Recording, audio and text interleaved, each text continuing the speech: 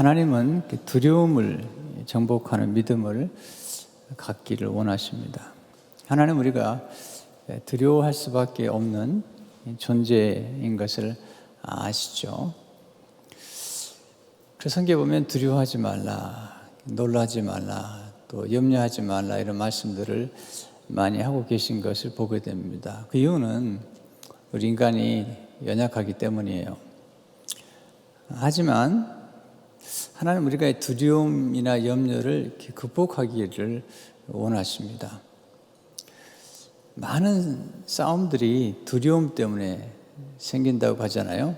그래서 인류 역사의 모든 전쟁은 두려움 때문에 생겼다는 것입니다. 우리가 두려움 때문에 사람을 오해하기도 많이 합니다. 저 사람이 나를 해치지 않을까, 또 내 자녀를 어렵게 하지 않을까, 이런 두려움 때문에 의심도 하게 되고 또 오해도 하게 되고 어떤 선입견도 갖게 되는 것을 보게 됩니다. 또 두려움 때문에 뭔가 결정을 못해요. 그래서 항상 우유부단하잖아요. 우유부단한 게 좋은 건 아니거든요. 늘 우유부단하고 또 불안해하고 또 새로운 일에 도전하지도 못하고 또 어떤 사랑도 시도하지를 못합니다. 심지어는 결혼도 못하죠. 두려운데요. 뭘 또 결혼하겠습니까?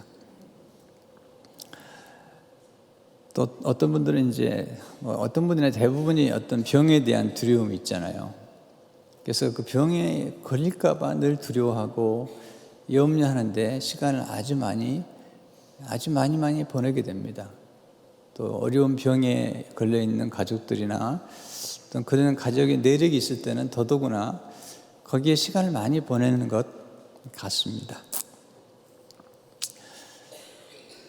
제가 오래전에 제 누님이 난수암으로 치료를 받으실 때 병원에 가서 닥터를 만나는데 그때 미국 분이에요. 미국 분인데 항암 치료를 받는 분인데 이렇게 앉아서 이렇게 얘기를 하는 중에 너무 이분이 밝은 거예요. 그리고 걱정이나 염려가 없는 거예요. 제가 궁금해서 물었습니다. 아니 이렇게 지금 항암 치료를 받고 있는데 걱정이 없냐고 그랬더니 자기는 이제는 걱정이 없다는 겁니다. 제가 깜짝 놀라가지고 힘들지 않냐고 힘들지 않는다는 겁니다. 왜냐하면 자기는 그동안에 암에 걸릴까 봐 두려워서 늘 걱정만 하다가 이제 암에 걸려버렸으니까 걱정할 게 없다는 겁니다. 제가 깜짝 놀랐습니다. 본인은 평생 동안 암에 걸릴까 봐 늘 두려워하고 살다가 이제는 암에 걸려버렸으니까 이제는 치료만 하면 된다는 겁니다.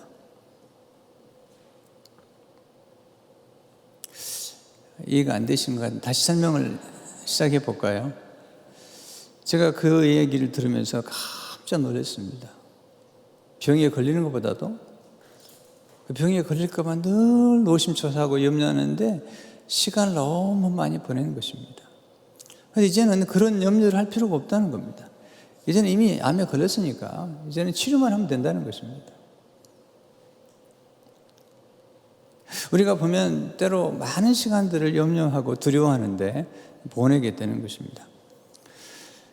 다윗이 쓴 시편 53편에 보면 5절에 보면 이렇게 나오죠. 그들이 두려움이 없는 곳에서 크게 두려워했으니 그의 대적들에서 얘기하면서 그를 두렵게 했던 사람들을 보니까 두려움이 없는 곳에서 두려워했으니라는 거죠. 때로는 우리가 이게 두려움이 없는 곳에서 지금 이 젊은 세대가 직면하고 있는 밀레니얼 이런 제너레이션이나 요즘에 스마트폰 시대에 태어나가지고 지금 대학에 들어가는 Z 제너레이션들이 가장 문제는 이 두려움의 문제라는 것입니다. 염려의 문제라는 것이 생각보다 이 염려와 두려움이 아주 많은 것입니다. 생각보다 두려움이 없는 곳에서도 두려워하는 것을 많이 보게 됩니다. 이 성경은 거듭 두려워하지 말라고 우리에게 가르쳐 주는 것을 보게 됩니다. 저도 두려움이 있죠. 여러분도 두려움이 있을 거고요. 또 이렇게 하루하루 살아가면서 왜 두려움이 없겠습니까만은, 두려움이라는 것은 감정입니다. 이건 소낙비 같은 거예요. 분노도 몇 초만 잘 기다리면 분노가 사그러진다는 겁니다. 그처럼 두려움이란 감정도 오고 가는 것인데, 두려움에 빠져들거나 또 사로잡히거나 염려에 사로잡혀서는 우리가 풍성한 생활을 할 수가 없는 것입니다. 누릴 수도 없고 또 어떤 행복감을 경험할 수도 없고 이 세상의 삶 가운데 주어진 모든 것들에 대해서 감사할지도 모르는 그런 이제 오리에 빠지게 되는 것이죠. 오늘 본문에 예수님께서 오병이의 기적을 일으키신 다음에 산에 혼자 올라가 기도하십니다. 그리고 제자들이 이제 배를 타고 건너는 것을 산에서 지켜보시면서 기도하시는 것입니다. 22절 23절을 보게 되면 예수께서 제자들을 재촉하사 자기가 무리를 보낸 동안에 배를 타고 앞서 건너편으로 가게 하시고 무리를 보내신 후에 기도하러 따로 산에 올라가시니라. 저물매 거기 혼자 계시다니. 오병이의 기적이 일으킨 다음에 사람들이 예수님 억지로 왕을 삼으려니까 예수님이 혼자 기도하러 올라가셨는데, 누구를 위해서 기도하셨을까? 제자들을 위해서 기도하신 거죠. 홀로 기도하시는데 이제 산에서 내려다 보니까 제자들이 탄 배에 큰 풍랑이 찾아온 것입니다. 고난이 찾아온 것이죠. 24절에 보게 되면 배가 이미 육지에서 술이나 떠나서 바람이 거스름으로 물결로 말미암아 고난을 당하더라. 제자들이 이렇게 고난을 당하는 것을 지금 지켜보시는 것을 보게 됩니다. 누가 이 고난 현장으로 보냈냐면 예수님이세요. 예수님이세요. 고난 현장 가운데 보내서 훈련을 시키는 것입니다. 예수님이 많은 기적을 행하셨지만 예수님의 모든 초점은 십자가와 함께 제자들을 키우는 것입니다. 그러니까 십자가의 그 일을 이루신 다음에 그 십자가의 복음, 부활의 복음을 증거할 수 있는 제자들을 키우는데, 그것도 많이도 키우지 않습니다. 12명이죠. 키우는데 전심을 다 쏟고 계신 것을 보게 됩니다. 왜 하나님께서 우리에게 고난을 보내실까요? 이게 굉장히 중요한 질문이죠. 성경 보게 되면 하나님 우리에게 고난을 보내시는 이유들을 좀 설명하죠. 하나님은 고난을 통해서 자기 백성들을 첫째로 위대하게 만드시는 것입니다. 하나님은 고난을 통해서 우리를 연단시키십니다. 고난 중에도 두려워하지 않을 정도의 신앙, 낙담하지 않을 정도까지 몰아가는 것입니다. 고난의 때에 정신을 똑바로 차리지 않으면 하나님의 말씀도 망각하고 하나님의 은혜나 능력도 망각하게 됩니다. 이게 아주 위험한 것이에요. 평소에 우리가 성경 공부를 잘 해내야 될 뿐만 체계적으로, 그리고 또 성경 암송도 평소에 잘 해놓지 않으면 그냥 고난이 오게 되면 휘둘리는 것입니다. 그래서 이 생각과 체계적인 신앙생활과 그리고 올바른 신앙을 갖는 게 아주 중요한 거예요. 특별히 체계적으로 신앙이 정비가 돼야 돼요. 그래서 신앙이 영적인 지성으로 딱 틀이 잡혀가야 돼요. 그래서 어떤 환난이나 또 질병이나 또 유혹이나 어떤 감정들이 왔을 때도 거기 휘둘리지 않을 정도까지 가야 되는데, 그런 훈련을 하시는 것입니다. 최근에 제가 좋아하는 작가 가운데 폴 트립이라는 분이 계신데, 이분이 이제 고난에 대한 주제로 책 이름이 고난이에요. 그분이 뭐 경애 또 뭐 여러 가지 책을 썼는데, 그분이 쓴 책들은 뭐 제가 거의 다 읽을 만큼 제가 좋아하는 그런 작가 중에 한 분이신데요. 이분이 이제 병에 걸려서 수술을 하고 이런 여러 과정을 통해서 고난을 겪은 다음에, 또 고난을 통해서 병에 걸리면서 얼마나 두려워했는지, 얼마나 무서웠는지 이런 과정을 쭉 겪은 다음에 쓴 책이에요. 그래서 굉장히 공감을 주는 거예요. 그냥 뭐 이론적으로 쓴 게 아니라 본인이 경험하면서 쓴 글이기 때문에 이게 공감을 주는 것입니다. 근데 이분이 강조하는 게 뭐냐면, 이 고난의 때 우리의 마음과 생각이 어디에 집중하냐가 중요하다는 겁니다. 제가 읽어드리겠어요. 고난을 당할 때 경험하는 두려움의 정도는 고난의 규모나 심각성보다는 그것을 감당하는 동안 마음과 생각이 어디에 집중되느냐에 더 크게 작용된다. 즉 고난 자체에 생각을 집중할수록 그것이 더 커지고 복잡해지고 불가능해 보일 뿐 아니라 한 걸음 더 나아가 삶에 큰 영향을 미치는 훨씬 더 중요한 일이 일어나기 시작한다. 우리 마음의 생각이 어디에 집중하느냐에 중요하다는 거죠. 고난 자체나 어떤 두려움 자체에 집중하게 되면 더 어려운 일이 좀 전개가 될 수도 있다는 것입니다. 그러면서 그는 이렇게 얘기합니다. 고난이 너무도 크게 보여서 마음의 눈을 지배하고 생각을 통제하게 되면 주님의 위대하심과 능력이 왜소해 보인다, 작아 보인다는 거죠. 하나님이 너무 위대해 보여서 고통을 느끼는 사람은 없다. 하나님의 놀라운 영광과 경이로운 능력과 임재의 위로가 보이지 않는 이유는 우리의 관점과 생각이 눈앞의 어려움에 묶이기 때문이다. 바로 그 순간 두려움이 엄습하게 된다는 겁니다.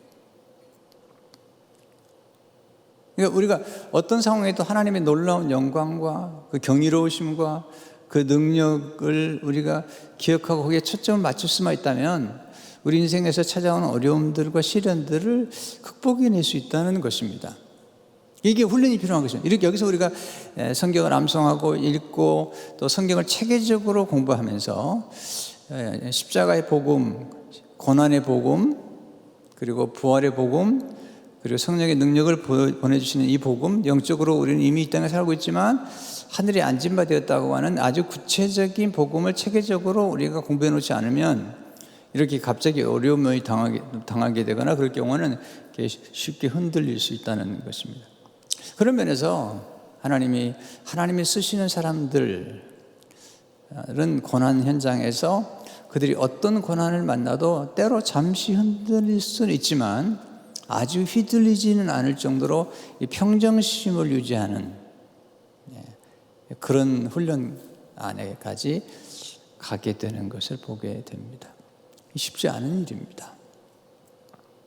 제 경험으로 봤을 때도 아주 큰 어려움들을 제 생애 가운데 여러 번 겪었는데 쉽지 않습니다. 제 누님의 어려움이나 또 제 아내가 당했던 그런 어려움들, 그것이 얼마나 우리를 이렇게 두렵게 하는지 또 다리를 이렇게 후들리게 만드는지를 저는 알고 있죠. 자, 그럼에도 불구하고 하나님의 말씀을 암송하고 기억하고 하나님의 위대하심을 늘 기억할 수 있었기 때문에 이 정도까지는 유지가 되지 않았을까 하는 생각을 하는 것입니다. 사도 바울은 수많은 고난을 당한 것입니다. 우리는 고난에 대해서 굉장히 심각하게 보지만 사도 바울이 당한 고난에 비하면 아무것도 아닌 것입니다. 고린도서 11장 23절 20절에 보면 그가 당한 고난에 대해서 이렇게 기록하죠. 그들이 그리스도의 일꾼이냐 정신없는 말을 하거니와 나는 더욱 그러하도다. 내가 수고를 넘치도록 하고 거기에 갇히기도 더 많이 하고 매도 수없이 맞고 여러 번 죽을 뻔하였으니 유대인들에게 40에서 하나 감한 매를 5번 맞았으며 3번 태장으로 맞고 1번 돌로 맞고 3번 파선하고 일주일을 깊은 바다에서 지냈으며 여러 번 여행하면서 강의 위험과 강도 위험과 동족 위험과 이방인 위험과 신의 위험과 광의 위험과 바다 위험과 그 형제 중에 위험을 당하고 또 수고하여며 애쓰고 여러 번 자지 못하고 줄이며 못 마르고 여러 번 굶고 춥고 헐벗어노라. 이게 지금 이 고난이 이 바울이 당한 고난을 너무 빨리 읽어버려가지고 바울한테 좀 미안해요. 바울이 이 경험이고 보통 어려운 경험들이 이 한 단계 한 단계 건널 때마다 얼마나 어려웠겠습니까만은 그는 고난의 대가였던 것입니다. 고난과 역경과 굴욕과 때로는 어떤 질병이 우리에게 찾아온다 하더라도 너무 두려워하지는 않도록, 왜냐하면 그 과정을 통해서 우리를 훈련시키기 때문이죠. 그럼 하나님께서 히브리 민족을 노예에서 건져냈을 때 고난을 통해서 그들에게 어떤 일을 이루실 것인가에 대해서 몇 가지로 말씀을 하세요. 첫째로 하나님 고난을 통해서 순종을 배우게 하시는 겁니다. 순종, 하나님의 말씀에 대한 순종. 신명기 8장 2절을 보게 되면 내 하나님 여호와께서 이 40년 동안에 내게 광야 길을 걷게 하신 것을 기억하라. 이런 너를 낮추시며 너를 시험하사 내 마음이 어떠한지 그 명령을 지키는지 지키지 않는지를 알려 하십니다. 그러니까 하나님의 말씀에 순종하는, 순종하는. 순종이 굉장히 중요하거든요. 이 순종이 복을 받는 것입니다.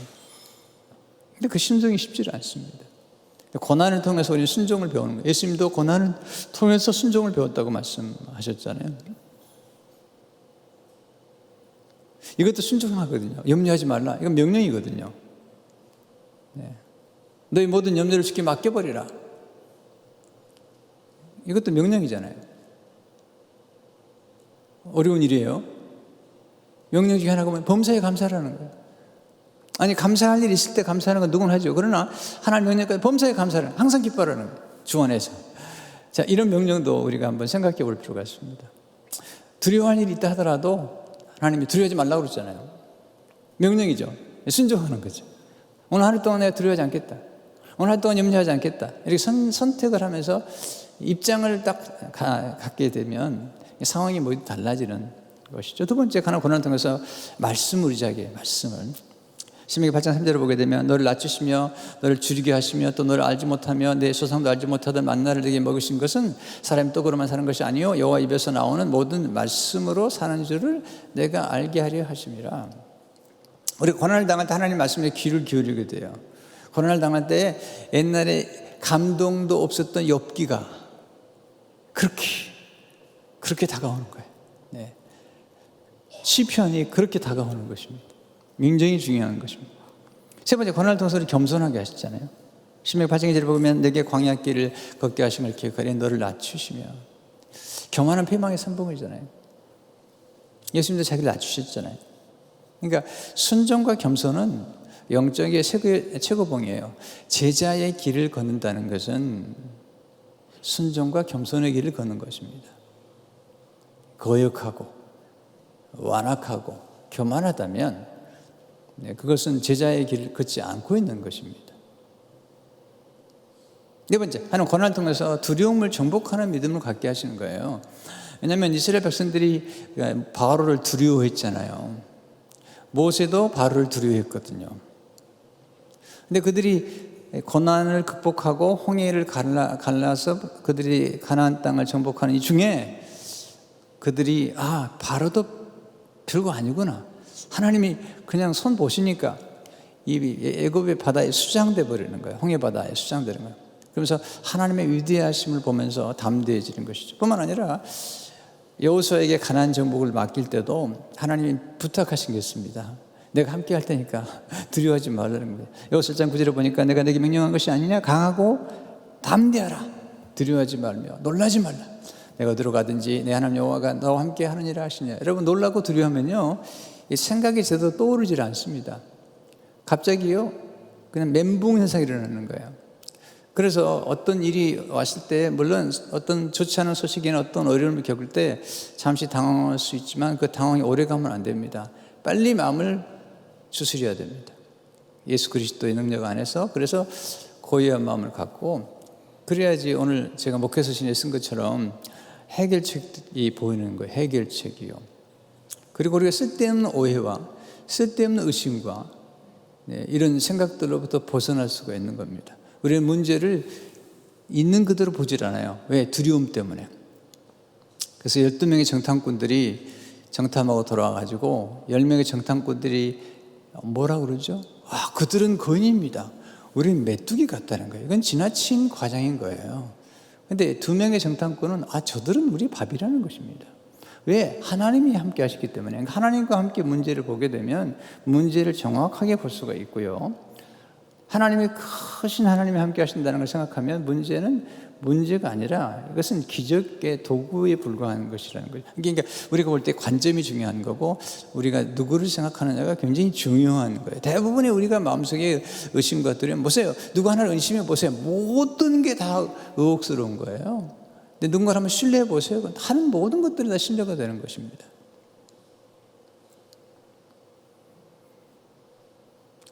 어떤 아들 친구가 집에 들어왔는데 갑자기 그 돈을 잊어버렸다는 거예요. 그래서 이 아들 친구를 의심하는 겁니다. 이게 들어올 때부터 약간 이상한 거예요. 걸은 것도 약간 이상하고 자기가 보는 것도 이상하고 나중에 알고 보니까 서랍 속에 돈이 있는 거예요. 그러니까 이게 두려움 때문에 그런 거죠. 그러니까 하나를 의심하니까 그냥 뭐 걸음걸이도 의심스럽고 들어올 때 살짝 눈을 늘고 들어오는 게 이게 수상하고 이게 또 나를 똑바로 안 본 것도 수상하고 모든 게 수상한 것이란 거예요. 이게 다 어디서 오는 거니까 이게 두려움 때문에. 물론 어떨 때는 뭐 그 사실일 수도 있지만 내가 볼 때는 인생에서 10번 가운데 9번 정도는요 의심하실 때 많아요. 그래가지고 시간을 다 푸는 겁니다. 다섯 번째, 하나님 고난의 끝자락에서 마침내 복을 주시는 거죠. 신명기 8장 10절을 보면 내 조상도 알지 못하던 만나를 광야에서 내게 먹으셨나니 이는 다 너를 낮추시며 너를 시험하사 마침내 내게 복을 주려 하십니다. 네. 고난을 통과하지 않으면 복이 아닙니다. 여러분, 아무리 많은 복을 받아도 그 복을 담는 그릇이 준비가 안 되면 순식간에 다 쏟아버리는 겁니다. 그래서요, 이 부자가 아닌 겁니다. 왜? 그 부를 정확하게 쓸 수 있는 능력이 없으면요, 그건 다 무너져 버리는 것입니다. 네. 근데 고난을 통해서 겸손해지고 또 하나님의 말씀 앞에 귀를 기울이게 되면 인생이라는 게 복을 유지할 수도 있고 그 복을 하나님 영광을 위해 쓰임받는 도구가 될 수가 있는 것을 보게 되죠. 그래서 고난이 힘든 거지만 우리에게는 큰 축복이라는 사실을 다시 한번 기억하고, 두 번째, 하나님은 고난의 어두운 밤에 찾아오신다는 것입니다. 이게 지금 하나님의 놀라운 일이시죠. 오늘 24절 25절을 보게 되면 배가 이미 육지에서 술이나 떠나서 바람이 거스름으로 물결로 말미암아 고난을 당하더라. 밤 사경에 예수께서 바다 위로 걸어서 제자들에게 오시니, 이 밤 사경이 새벽 3시에서 6시입니다. 그러니까 새벽 동트기 전에 가장 어두울 때에 지금 그들이 고난을 당하는 거예요. 바람이 거스르면 물결을 당하는. 요한복음 18절은 똑같은 말씀이 본문인데 큰 바람이 불어 파도가 일어나더라. 어두운 밤에 찾아오시는 것입니다. 가끔 하나님께서 우리가 정말 어두운 밤에 우리를 찾아오셔서 우리에게 말씀하시죠. 바울이 유라굴라 광풍을 만나서 그 어두운 밤에, 칠흑같이 어두운 밤에 며칠 동안 어두운 겁니다. 근데 하나님 찾아오셔서 밤에 찾아오셔서 말씀을 하시잖아요. 사도행 27장 23절 25절 보면 내 생각에 속한 바 곧 내가 섬기는 하나님의 사자가 어젯밤에 내 곁에 서서 말하되 바울아 두려워하지 말라. 내가 가이사 앞에 서야 하겠고 또 하나님께서 너와 함께 항의하는 자를 다 내게 주셨다 하셨으니 그러므로 여러분이 안심하라. 나는 내게 말씀하신 그대로 되리라고 하나님을 믿노라. 이게 이제 하나님 주신 노래죠. 여기 35장 10절을 보니까 나를 지으신 하나님은 어디 계시냐고 하며 밤에 노래를 주시는 자가 어디 계시냐고 말하는 자가 없다. 밤에 노래를 주신대요. 가끔 하나님께서 밤에 노래를 부르게 하세요. 제가 한번 설교한 적이 있는데 제 아내가 수술 후에 너무너무 고통스러운 거예요. 네. 굉장히 독한 페인킬러를 먹어도 4시간이 지나면 다시 찾아오는 겁니다. 근데 주로 새벽 2시에 일어나게 돼요. 저를 깨죠.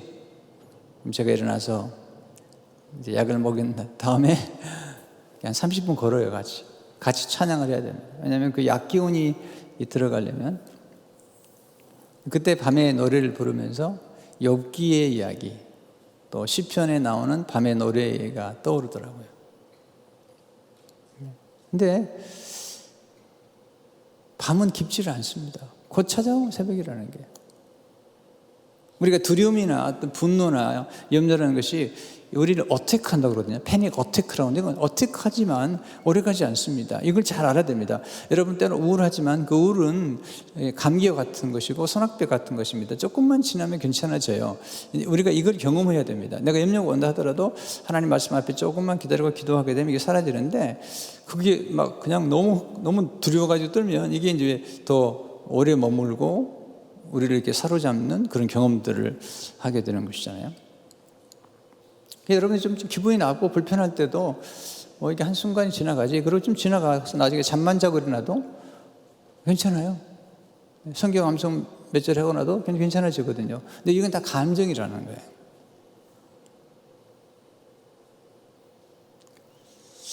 지난주간에도 제가 잘 아는 목사님이 연락을 해서 목사님 갑자기 제가 엠티니스가 왔습니다.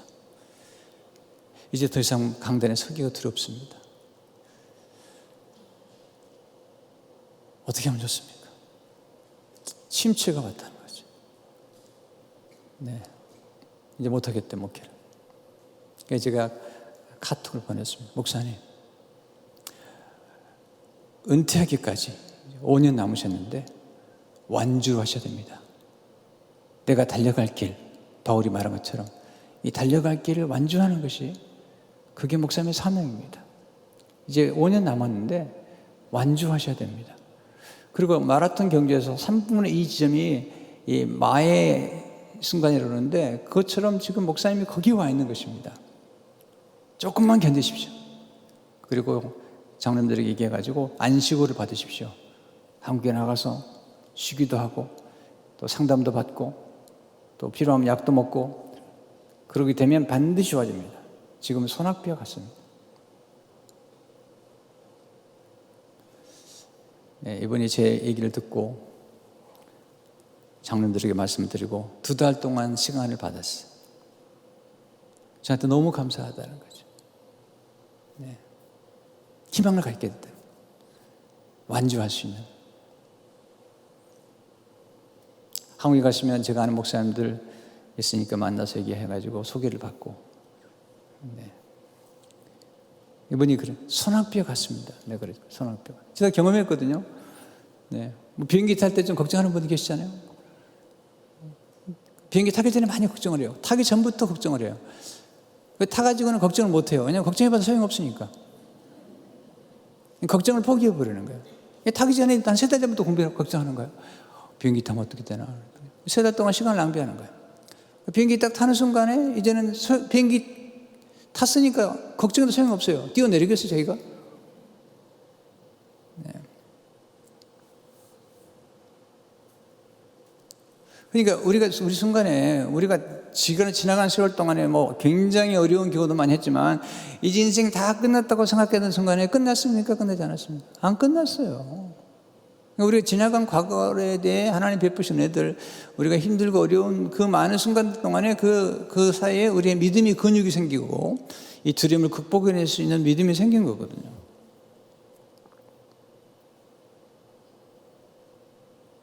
기분이 안 좋을 때 있습니다. 목사라고 기분이 항상 좋습니까? 항상 할렐루야, 할렐루야, 할렐레. 네. 또 제 성격이 또 뭐 이렇게 박장대소를 하고 막, 네, 깔깔깔깔깔 대고 막 그렇게 하는 사람이 못 되잖아요. 웃음이 나오도 집에 가서 슬쩍 웃고 그런 죄죠 뭐. 네, 슬퍼도 막 우는 게 아니고 그냥 눈물을 삼키고 그리고 집에 가서 울고 네, 그런 성격인데 뭐 어떻게 하겠어요.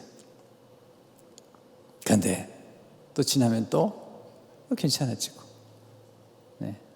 이게 너무 힘들다 이런 생각이 들지만 또 며칠 되면 괜찮아지고 또 강단에 서고 네.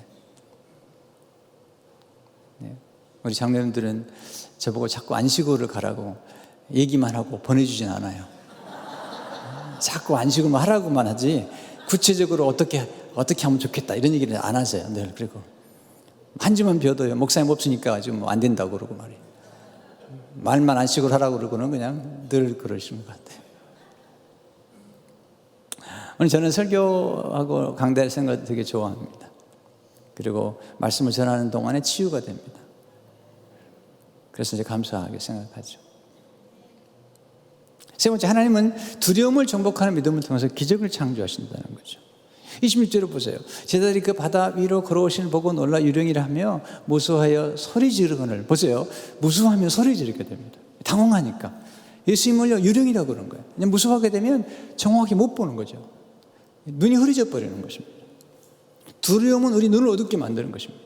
생각을 혼나게 만들어버리는 것입니다. 예수님이신데 못 알아봐요. 그렇게 같이 사는데 못 알아보는 거예요. 예수님께서 즉시 27절에 보니까 즉시 이르시되 안심하라. 난이 두려워하지 말라. 이 중요한 단어가 뭐죠? 난이란 말입니다. 나다. 이게 헬라어로 에고에이미라는 단어입니다. 에고에이미. 이것은 하나님께서 모세가 하나님께 여쭤보잖아요. 하나님 당신의 이름이 무엇입니까? 그랬더니 하나님께서 나는 스스로 있는 자니라. 바로 그 말입니다. 에고에이미. 나는 하나님이다. 이렇게 얘기하는 사람이 별로거든요. 나는 나다. 그러니까 성경에서 하나님에 대해서 표현할 때마다 나는 나다라는 표현, 나는 생명의 떡이다, 이렇게 표현할 수 있는 분은 하나님밖에 없고요. 내가 그니라. 그것도 이사야에 보게 되면 하나님에 대해서 표현하는 거예요. 가룟유다가 사람들 데려왔잖아요. 막 뭉치를 가지고 왔어요. 클럽 같은 거 가지고 와서 그때 예수님께서 묻죠. 누굴 찾느냐? 예, 나사렛 예수입니다. 그랬더니 5절을 보니까 대답하고 나사렛 예수를 하거나 했을 때 내가 그니라. I am he. 그를 파는 유다도 그들과 함께 있었더라. 그 순간에 예수를 잡으려 하는 사람들이 물러가 땅에 엎드러지더라. 6절에 예수께서 그들에게 내가 그니라 할 때에 그들이 물러가 땅에 엎드렸어요. 네. 이게 뭔지 아세요? 경배하는 거예요. 왜냐하면 잡으러 왔다가 내가 그니라는 말은요, 내가 하나님이라는 거예요.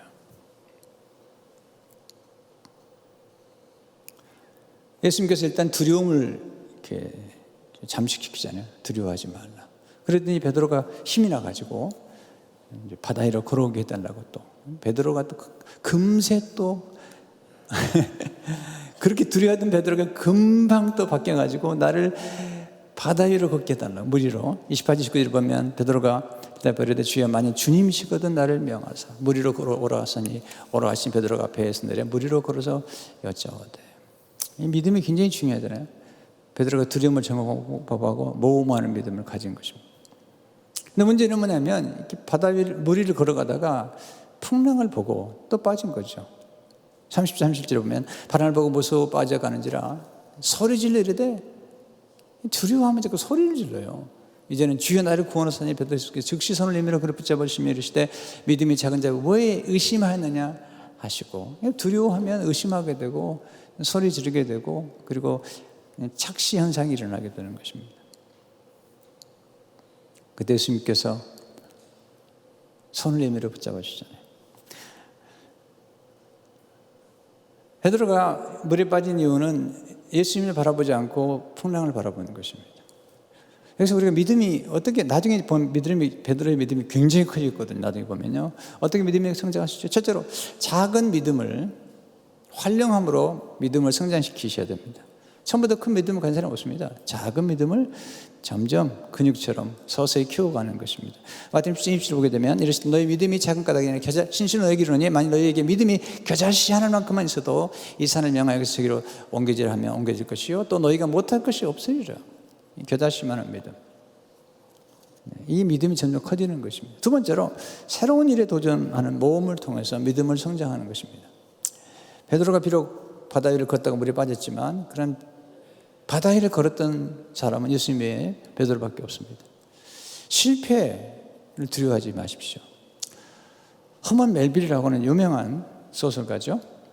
백경이라는 분의 선배인데 어디서도 실패 본 적이 없는 사람, 그 사람은 위대해질 수 없다. 실패는 위대함의 테스트라는 거죠. 실패를 경험하는 거죠. 제가 이제 목사님들 만나게 되면 목사님들이 굉장히 제 이렇게 강의나 이런 거 되게 좋아하세요. 근데 대부분이 저한테 물어보는 게 뭐냐면 목사님 실패를 어떻게 극복하셨는지요. 그래서 이분들이 제가 뭐 목회를 어떻게 하고 이런 게 아니라 실패 공감, 내가 어떻게 실패했느냐를 물어보고 그 다음에 어떻게 실패를 극복했는지를 물어보면서 위로를 받는 거예요. 저도 굉장히 안전한 걸 좋아하는 사람입니다. 근데 예수 믿고 나서 모험하는 믿음을 갖게 됐어요. 개척하는 것도 모험입니다. 여러분 89년에 교회 개척할 때는 정말 맨 땅에도 헤딩한 것 같아요. 사람 도움도 했고요. 또 두 번째 이제 몇 비전교회를 개척하는 것도 보통 일이 아닙니다. 수많은 사람들이 지켜보는 가운데 모험입니다. 건축 이거 진짜 모험인 것입니다. 지나고 보니까 다 잊어버려서 그렇지 이거 대단한 겁니다. 대가리가 단단한 사람만이 할 수 있는 것이 건축 같아요. 네, 대단한 일을 하나님이 하셨고 여러분들이 하신 것이죠. 세 번째, 예수님을 계속해서 바라봄으로 믿음을 성장시켜야 됩니다. 예수님을 안 바라보면 바람에 보고 무서워 빠져가는 것입니다. 우리는 예수님을 늘 바라봐야 됩니다. 30절을 보게 되면 바람을 보고 무서워 빠져가는 자라 소리질러 이르되 주여 나를 구원하소서 하니, 바람 보면 무서워하게 되는데 예수님 바라봐야 되잖아요. 예수님께서 손을 내밀어서 믿음이 작으냐 왜 의심하느냐, 예수님 바라봐야 돼요. 그래야지 승리할 수가 있습니다. 히브리서 12장 2절을 보게 되면 이 믿음의 주여 또 온전케 하신 이인 예수를 바라보자. 그는 그 앞에 있는 기쁨을 위하여 십자가를 참으사 부끄러움을 개치 아니하시더니 하나님 보좌 우편에 앉아 계십니다. 근데 놀라운 사실은요, 예수님이 지금 배 밖에 계셨다는 겁니다. 보세요. 배 밖을 나와야 예수를 만나는 거예요, 베드로가. 이게 굉장히 중요한 원리인데요. 우리가 가끔은 하나님의 고난을 통해서 우리가 생각하지 않은 경험, 생각하지 않은 환경, 생각하지 않은 곳으로 보내버리는 거죠. 요셉 보세요.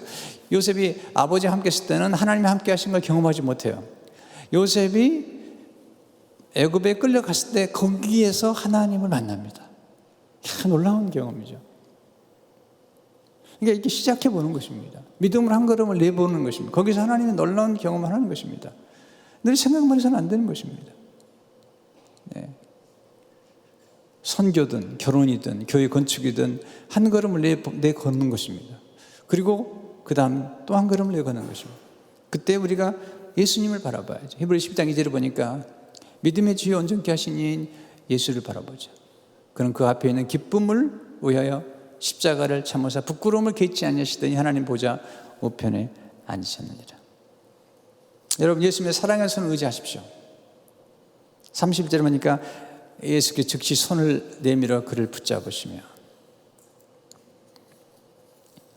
예수님이 손을 내밀어 붙잡아서 베드로를 또 걷게 하세요. 베드로가 두 번 건 거예요. 처음엔 혼자 걸었습니다. 예수님이 손을 잡고 같이 걸어서 배에 들어오는 겁니다. 놀라운 경험을 하는 것이죠. 그때 배에 함께 오르자 사람들이 예수님께 경배하죠. 33절 오면 배에 있는 사람들이 예수께 사람이 이르되 진실로 하나님의 아들이시다 하더라. 네, 우리 예수님은 하나님의 아들이시고 하나님이신 거죠. 천지를 만드시고 바람을 만드신 분이시죠. 예수님이 손을 붙잡아 주는 것입니다. 예수님의 손 능력의 손입니다. 치유의 손입니다. 여러분 믿으시기 바랍니다.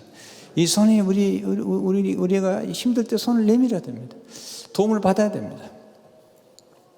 근데 두려움을 이길 수 있는 가장 강력한 힘 중에 하나는 믿음이요. 또 하나는 사랑입니다. 사랑.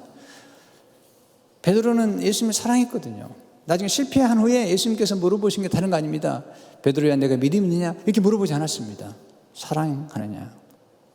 내가 너를 사랑하냐? 여러분 요한일서 4장 18절을 보게 되면 사랑 안에 두려움이 없고서 온전한 사랑에 두려움을 내쫓나니 두려움은 형벌이 있습니다. 두려워하는 자는 사랑 안에서 온전히 이루지 못하니라. 여러분 들어보시잖아요. 네? 자녀를 살리기 위해서 집이 불이 나게 불더미로 들어가는 게 엄마입니다. 엄마. 이번에도 총기 사고가 났잖아요. 텍사스가. 근데 한 엄마가 2살 반 난 아이를 끌어안고 총에 맞아 죽었습니다. 아이는 살리고 자기는 죽겠다는 것입니다. 이게 사랑이에요. 이게 두려움을 극복해보는 것입니다. 가장 중요한 사랑이잖아요. 믿음과 함께 사랑. 예수님께서 물어보신 그거예요. 베드로에게. 내가 얼마나 믿음이 크냐 물어본 게 아니고, 요한복음 20장 15절을 보니까 그들이 집 안 먹고는 예수께서 시몬 베드로에게 이르시되 요한 아들 시몬아 내가 이 사람들보다 나를 더 사랑하느냐 하시니 이르되 주님 그러하나이다. 내가 주님을 사랑하는 줄 주님께서 아시나이다. 이르시되 내 어린 양을 먹이라 하시고. 믿음보다 더 강력한 힘이 사랑입니다. 사랑하면 모든 두려움을 이겨내는 거예요. 모든 것 이겨내는 것입니다. 이런 사랑이 우리에게 중요한 것이죠. 사람들이 제게 물어봅니다. 목사님 왜 이렇게 목회를 열심히 하고 왜 또 공부도 열심히 하고 이렇게 하는 거냐고, 또 이거 고생스러운 일을 하는 거냐고. 그냥 간단합니다. 사랑 때문에. 하나님 사랑, 성도들 사랑, 가족 사랑. 이 사랑하기 때문에 모든 두려움과 그리고 어려움을 이겨내는 것입니다.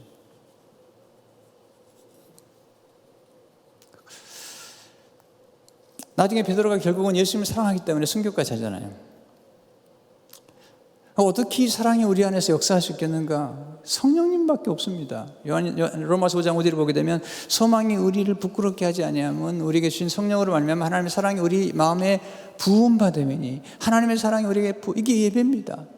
이것이 하나님께 기도하는 것입니다. 그래서 하나님의 성령으로 말미암아서 우리 안에 사랑이 부음바 될 때 그때 우리가 두려움을 이겨낼 수가 있는 것입니다. 사랑하면 두려움을 다 극복해버리는 것입니다. 문제가 안 되는 것입니다. 사랑하게 되면. 여러분, 두려움이 없다면 인간이 아닙니다. 저도 두려워할 때가 있습니다. 아니, 두려워하죠. 사람이기 때문에.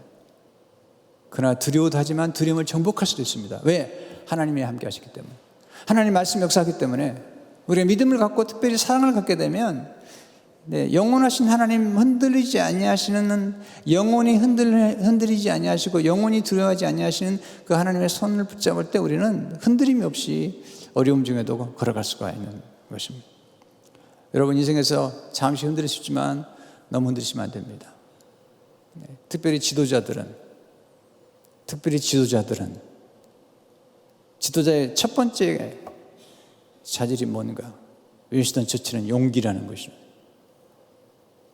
네, 지도자도 울 수 있습니다. 흐느낄 수 있습니다. 그러나 잠시 흔들리고 굳게 서야 되죠. 그게 아버지가 하는 일입니다. 가정에 어려움이 있죠. 또 싱글 마음이 하는 것이죠. 예, 어렵지 않겠습니까? 그러나 든든히 서 있는 것입니다. 이것이 사장님이 하는 일입니다. 왜 지금 사업이 얼마나 어렵겠습니까만은 그래도 든든히 서 있어야 됩니다. 하나님 영원히 흔들리지 않도록 도와주시기 때문이죠. 시편 112편 6절을 보니까 그는 영원히 흔들리지 아니하며, 하나님을 경외하는 사람은 의인은 영원히 기억되리로다. 그는 흉한 소문을 두려워하지 아니하며 여호와를 의뢰하고 그의 마음을 굳게 정하였도다. 흉한 소문을 두려워하지 아니하며, 왜냐하면 하나님을 의뢰하기 때문이죠.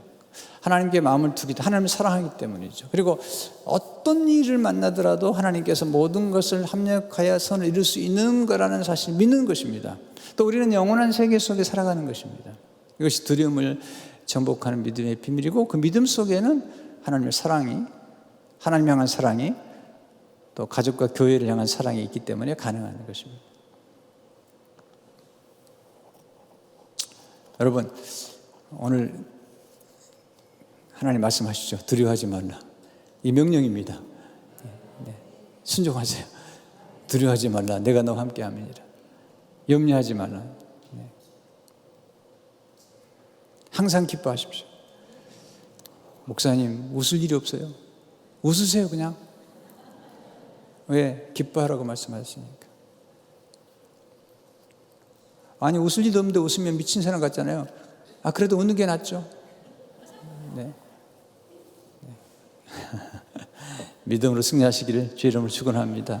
하나님 아버지, 감사합니다. 오늘 말씀으로 위로를 받고 힘을 얻고 믿음으로 두려움을 정복하고 하나님의 말씀으로, 그리고 하나님을 향한 사랑으로 두려움을 정복하도록 도와주시고, 두려움의 감정도 독감처럼 찾아왔다 사라지는 것, 두려울 때마다 두려움에 빠지지 아니하고 하나님을 바라보는 가운데 승리하도록 역사해 주옵소서. 예수님 이름으로 기도합니다.